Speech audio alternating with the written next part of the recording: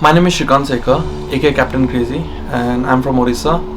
Previously, I used to train in Bangalore, but these days I've moved my gym to Delhi. I'm training with Future Stars of MFN, Delhi, under Ashwin Hoon and Mohit Chawla. And it has been a good turnaround in training, and I'm pretty confident in my preparation. There was nothing, there was no lesson to be learned in 34 seconds. Basically, it was a very lucky day for a guy who was going to get slaughtered that day. But I had prepared so well for that, and I had designed a nice violent matchup for him. But then the only way he would have gone out of the match was by getting lucky, and he did exactly the same thing. I didn't get hurt, I didn't get connected, I didn't do anything. I just flipped with my toes and fell down, and that is when I get connected and my legs go out, and I don't have to do anything about it. I sometimes I really cannot sleep at night thinking about it, because it was not supposed to happen like that. If someone knocks me out or beats me in a fair fight, it's a different thing. It's not like you go and the situations are such like it's out of your control sometimes, and that is how fight is, and that is how the fight game is. Not a lot of things are in your control, and that is why everyone has a chance in the fight game. And I will not take anything away from the fighter like Zahur Shah, but I really don't care what kind of a fighter he is. I would I'm looking forward to the rematch of the fight. It was not planned, but shit happens. I cannot hold anything against myself, because again it'll pull me back, and you cannot stay where you were. You have to keep always keep moving out. And and I had to sort a lot of things in life, and let a lot of things go for this, and it took quite a while, and I had a lot of help from my loved ones, and I'm ready to bounce back. More than that, I'm looking forward. I'll not take Sumit lightly, for sure, and Sumit is a very good friend of mine, and we'll keep it very professional in the cage. But of course, I'm looking forward to the Zahur Shah rematch more than anything. But right now, I'm looking forward to fight Sumit.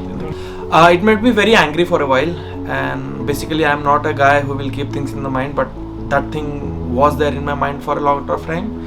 And more than that, there have been instances where the Afghan crowds, they have been sending me message in Instagram, in my DMs, saying stupid things which I really don't like. Okay, one guy got lucky. What are you going to say about it? It was not even a fight. It just got over just like that. Okay, and then you cannot brag about it. And then I asked for the rematch, and I asked to Alan Fernandez about the rematch. I was ready for the rematch, but Zahur Shah didn't take the fight, and that is the reality. If you want to have a recheck with Alan Fernandez, you can do that. I was ready to sign the fight. I was probably supposed to fight Zahur Shah in the same card, but he didn't take the fight. And it's okay. You can run, but you cannot hide. How long are you going to run away? Even for Zahur Shah's camp, I moved to Delhi. Yeah. So basically, I had to do changes in camp. That's my personal decision. I don't have to explain about that thing. And Zahur Shah was a wrestler, the training was different. Sumit Kade is a striker, so the training is going to be different. He's a striker from karate background, so he'll be coming with a lot of kicks, different variety of kicks and punches, and he's a tall guy. Zahur Shah was not so tall guy, so the body difference is there, the weight difference is there, the style difference is there, so then obviously there will be difference in training as well. And I'm pretty prepared for this fight. I don't have to really think about it, because we are training all around the year. It's constantly we have been training. We, as professionals, we cannot just sit back home for months together for 2, 3, 4 months and then come back for a fight and then we start training. No, it's not happening like that. Some or the other form we have to keep training all around the year. Whenever you are not in fight shape, you are at least in shape to get back into fight shape. So those kind of trainings are always there. And as soon as I get a call from Alan Fernandez, I'll be fighting Sumit Kade, I was happy about it. And more than anything, Sumit is a very good friend of mine. But at the end of the day, we are professionals. We have to do what we have to do. We have to do our job. And then he also agreed to fight me. I also agreed to fight him. In fact, in the morning, I met Sumit, and he was very, we are okay. We have shared a lot of time, so it's not a big deal. But at the end of the day, when it comes back to the game, 15 minutes, will not be very friendly though. Go guns blazing. As simple as that. Yeah. I'm a I'm a mixed martial artist. Like I cannot keep myself under a striker or a wrestler or something like that, because with fight and styles, your fight and your fighting style changes. You cannot be the same person all the time. If you are the same person all the time, with time people will start reading you. You won't climb the ladder. You have to be surprising all the time. You have to be a different person every fight, and you have to keep adding up to your arsenal, like what all the different kinds of arsenal, like weapons, maybe a different kind of punch, or maybe a different kind of kick, or maybe different technique or different mindset. So the game keeps on improving and the game keeps on changing, and you have to change with time.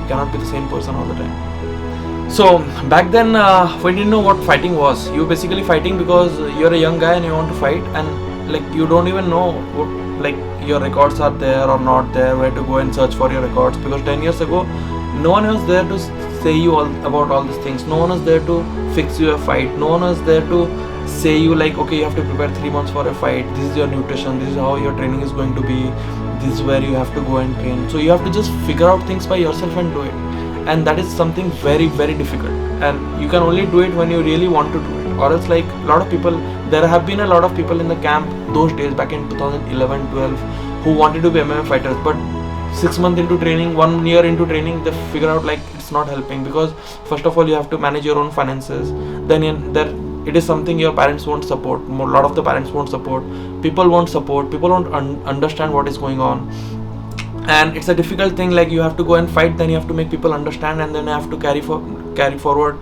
with your own finances, and then do your own training.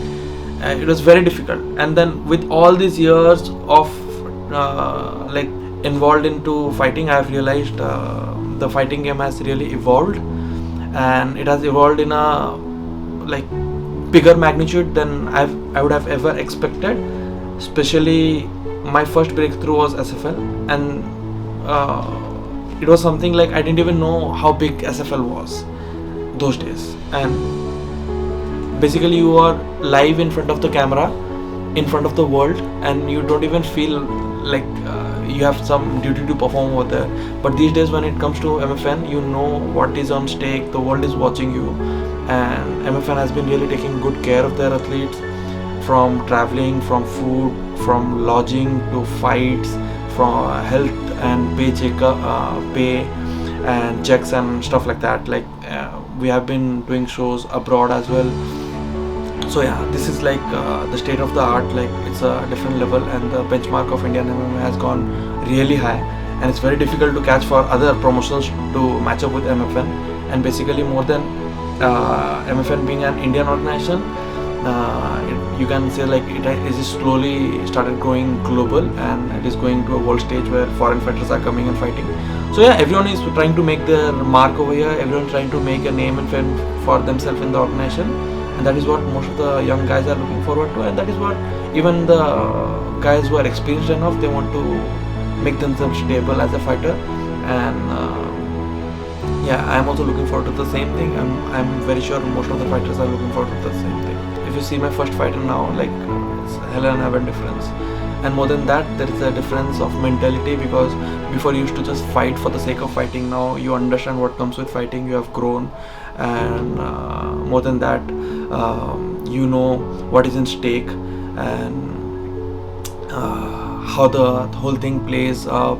The fight week comes and you go, you prepare yourself mentally, physically, 6 weeks, 8 weeks of camp, different styles and different structures, and then yeah, it's a whole lot of different ball game right now, because the coaches have become very smart these days, the athletes have become very smart these days, and now we understand how to take care of the body, the mind, the soul, and how to prepare yourself for the fight. It's a different ball game altogether these days. Yeah, I think everyone has to be natural who they are, because at the end of the day, you cannot be a fake person for a very long period of time. You can be a fake person for a short period of time, but you cannot be a fake person for a very long period of time. If you are natural and you do your stuff and you are genuine about yourself, there will be a group of people who will like you, there will be a group of people who will love you. Not everyone will like you, not everyone will love you. If someone will say stupid things about you, that is always there. Criticism is always there, but you need to know how to handle it, and you need to understand how to handle it.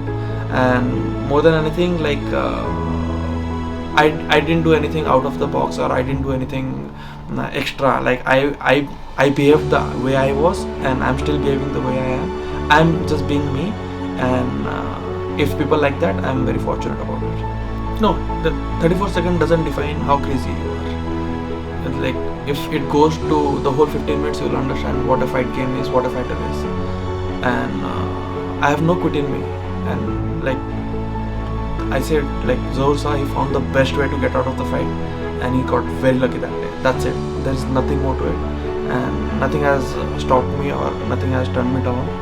I'm coming forward with the same thought. Everyone has two arms, two legs, and a brain to think, and there's nothing new in it. I've been in the fight game for so long. I've had like 12, 14 fights, professional fights, like 50 to 60 amateur fights. Then we spar so much in the gym. It's like we have done hundreds of rounds of sparring for preparing for so many fights. So I don't think there will be anything exceptional. It'll be all the same thing, the punches, the kicks. It's just staying calm and focused and doing the right things at the right time. And yeah, the fortune favors the brave. I'm looking forward to Seth's fight. He's my teammate and he's fighting my previous opponent. But I know Seth is going to finish the fight. So yeah, me and Seth, we talked about it. Like, you finish the guy first, then I finish him second, and then he's over. That's it. It's as simple as that.